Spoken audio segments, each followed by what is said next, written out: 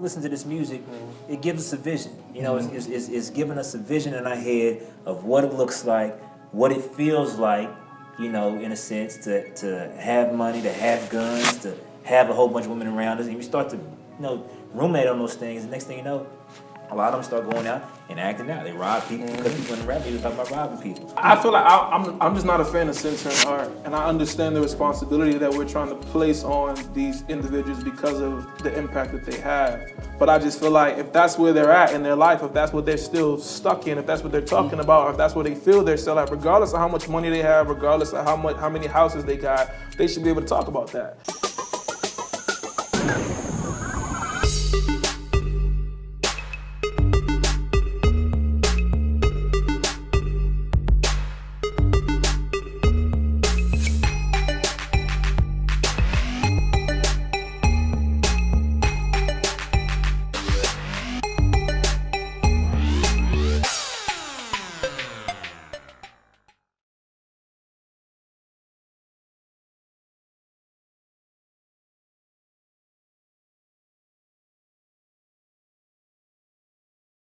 You don't have to have the bag to be a strong black man or a strong black woman. But you know? you do. You don't. That's subjective. I mean, it's That's very subjective. But I feel like the bag is definitely a part of it. But as an artist, I feel like artists have a very difficult job. They have to inform the public about their experiences, but also be able to monetize it and take care of their family. So it's a weird line that you have to draw in order to just be relevant, but also to not be cheap and sell yourself or even damn the whole community. So it's that line that the artist got to play with. But also, you said a good point about T.I. being in the club with his stepdaughter who's 21 and he's older. Yeah. It's in today's society, it's not a lot of separation between music. I listen to the same music my little sister listened to, and we had a 10-year gap. Now, if you look at the people who are older, in hip-hop, they're not, for the 35-plus-year-olds, who are they listening to? What radio stations play contemporary hip-hop for this age group? What is age-appropriate music for people over 30? Hip-hop is a young man's game, so you either adjust or you die off. And we have conscious rappers, but conscious rappers aren't appealing. Conscious rappers don't have the house. They don't have the cars. They don't have the bag so that they can provide for their families. So young people ain't about to follow that. Kendrick got the bag. bag. Kendrick got the bag, but don't get Lamar. it twisted. Kendrick is not all conscious. Kendrick, he's a conscious rapper who is very conscious about. I think in terms of the message, though, society. the message is overall better, message is yeah. very. Oh, they'll very let conscious. one in here and there. Well, Jay, I want to be very clear about something too. It's because it's not about the individual artist per se, because you have the right to rap about and sing about and dress and do as you want. As DéLon was saying, you know, like who are we to judge the way that you express yourself? I think context is important. So for parents to put things into context, for them to explain what this music is doing, for like the community to, you're not going to talk about some of these things and let them know like, this is okay, this is just a form of art, this may not be realistic. We understand that it may like set up unrealistic expectations and goals, but if someone's there to explain these things, then we might be better off with this music arena too, because the accessibility to music is different as opposed to our time when we had to buy albums, and like I'm not gonna buy no little Uzi Vert, but if I'm streaming it, like now that's different, Right. and that's Same how game. that collaboration happens. So not to pick on hip hop so much, because we've done that a little bit. we assessing hip hop. Let me say, we mentioned at the very beginning, we were talking about black men, you know, having those role models for masculinity and things like that, and that's probably why this toxic masculinity is going on. Let's address this. 67% of African American kids are being born in single parent homes, predominantly women as the head of the household. Masculinity. You're saying, well, you think influence the music and the hip hop culture is having influence? Well, if the men aren't in the homes, then what are they watching? Where are they getting this masculinity from? The media, community, the drug dealers.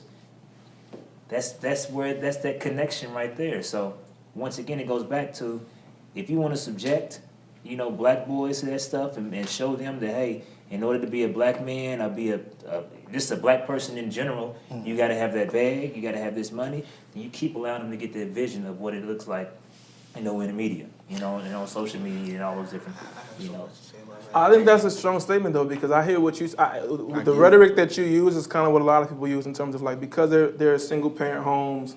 I've heard it go both ways, that men don't know how to be masculine because they're in single parent homes, but then you also hear that men are hyper masculine because they're in single parent homes and their moms aren't allowing them to explore and to explore their identity in those ways.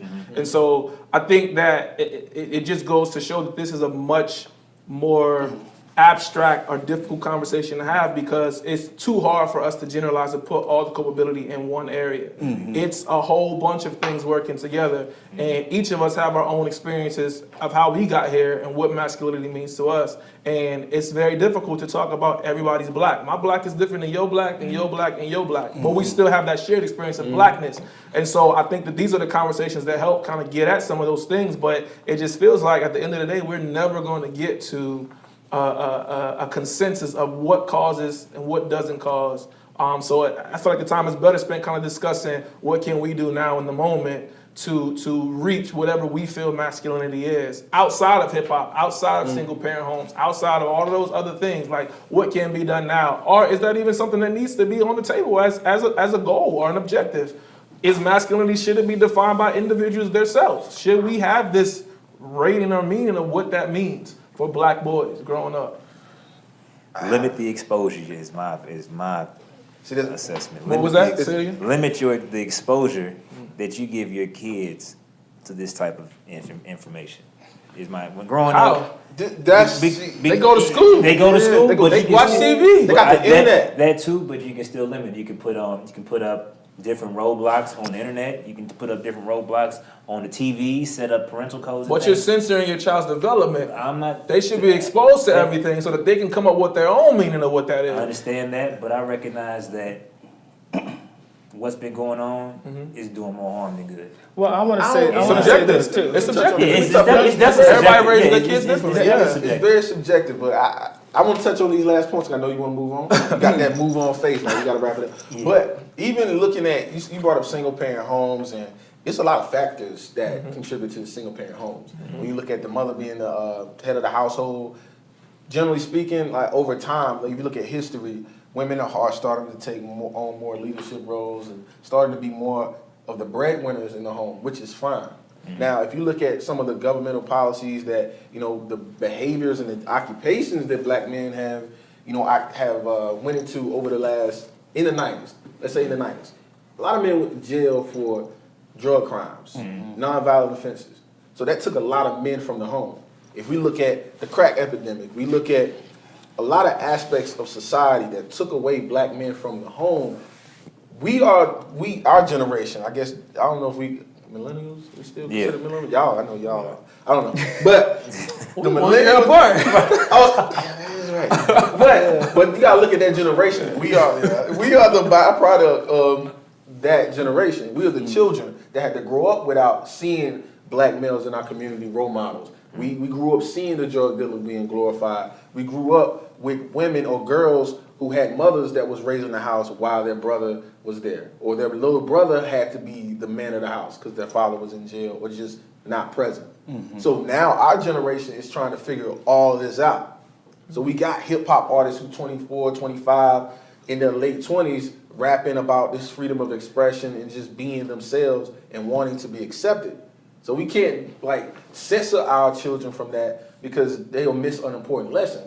Man. I feel like it's probably goes both ways. They not missing on important lessons because T.I. even said T.I.'s not going to take his kids and put them in the hood and say, you go through what I went through so you can recognize what it means to be a black man and the lessons of childhood and all I went through. You know what I'm saying? We talked about that the first week, though. So you don't have to go through that. We talked about that the first week when we talked about even though you don't have something there, or if it is there, it doesn't mean that you still can't learn from that. So just because your kids ain't raised in the hood and don't go back into the hood doesn't mean that they still can't learn the methods of the hood and the rules of the hood or be exposed to some of the same lessons because he's there. He's there to be able to teach them.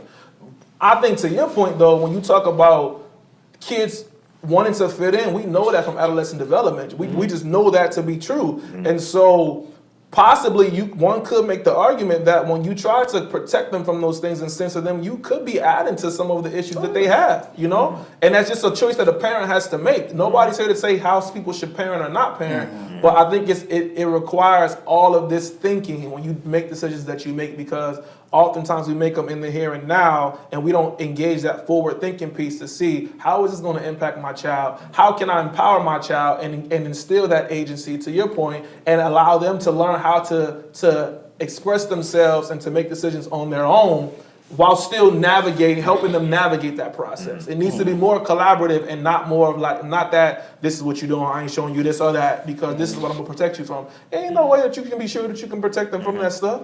You know what, I want to say this too, so because we're going to have to kind of move forward a little bit, because as you see, there's a lot to discuss. Yeah. I bring up the point often that I was raised in a Christian home, and we weren't allowed to listen to nothing but gospel music. I remember my mom threw away the Miseducation of Lauryn Hill. She said it was secular. She threw that away. I was like, what? You ain't gonna Critically acclaimed best album. But I said all that to say that, you know, regardless of that, or in spite of that, you know, like, I still have a brother who's incarcerated, and he was still exposed to things, and he still found his way to things that my parents tried to protect from. So there's no way that parents can protect your children from everything. I think it goes back to what I was talking about how parents have the conversations about what their children are exposed to, and then them breaking it down. So if the parent, and however you choose to parent, however you choose to want your kid to grow up, we only use hip hop as a reference because we realize how impactful and influential music can be, but that in of itself is not what we can blame, because there's some positive aspects of hip hop too. We mentioned some Kendrick Lamar's, we mentioned the growth of Jay-Z and how he's telling people and giving us the keys to the kingdom, the community, right? Wale and like some other, J. Cole. My God. So, I mean, there are people saying, I mean, Crit. even outside of conscious rappers, you know, like a lot of rappers are just saying stuff too. I mean, they got some good messages too. But music charms the soul. and to be fair to hip hop too, like this is happening in all arenas, right? It's not just hip hop, it's sports and athleticism. What are they telling us about our boys? What are they telling us about our men? How are they being trained in school? Like whatever the things that they're exposed to, we got to kind of delve into all of that. And the media, just shut up and play. Oh yeah, shut up and play. Right, shut up and play. Shut up and dribble. Right. Whatever she said was just Shut up and dribble. Because that's a deeper conversation, cultural conversation that needs to be unpacked. And then we internalize some of these messages. It goes back to control. It goes back to freedom. What freedom do we have? I'm gonna stay on control. Control. I think we've exhausted this conversation. We can talk about this for 2 more hours. We can talk about it. We ain't even talked about Will Smith. We ain't talked about Nick Cannon. We ain't talked about 50 Cent. We ain't talked about Jaden Smith. I don't know Jaden's about pretty him. dope. Maybe just me. Maybe I'm too old to be listening to He him. wasn't in my life. But They won't listen to Will though. they Will will be dropping gems on his IG. Now everybody trying to get on. What you Will mean? was That dropping ain't dropping all his raps with no curses. What was everybody saying? Millennium. Oh yeah. It was like And nah. Wild Wild West. Right. And that That was terrible. Talk about getting the bag. Yeah, he talking There's about a the bag, time but and the there's a place bag, for the bag everything, is not but the end all be all. listen, And listen, if you as a black Here's when you man come don't from have a nothing. bag, Nah, and you not try to go into necessarily. The bag relationships, is- you try to survive out here. I think that's easy Lacking. for you to say though, because we're at a place now where we're almost guaranteed a certain amount of money, right? We had the education to get there. We were fortunate enough to get that. When you are young, that's what you're taught. You're taught, go get an education, get money. It's never get an education. Some parents do preach get an education because that's the only thing they can't take from you. Get an education so that you can contribute to society. But most of the times, the reason that the people are encouraging getting an education is so that you can provide. And so that equates to getting the bag. It may not be tens of millions of dollars, but the goal, and I think what people consider the American dream, is to come and thrive and be successful. And that includes getting the bag. So it's very hard to separate money from the tool that it is to have a more happy life. I understand you need money. I'm not saying that at all. But when it's the main objective of everything, Yeah. I'm not, I agree no, with that. because you're never going to have enough. Yeah. You know, honestly. You know I what mean, I'm saying? We and have that's time. another conversation. that And we we're need out to- of time. Then we And we are out of And time. the credits roll. Tune in next time for another episode of Black. I thought it was already cut.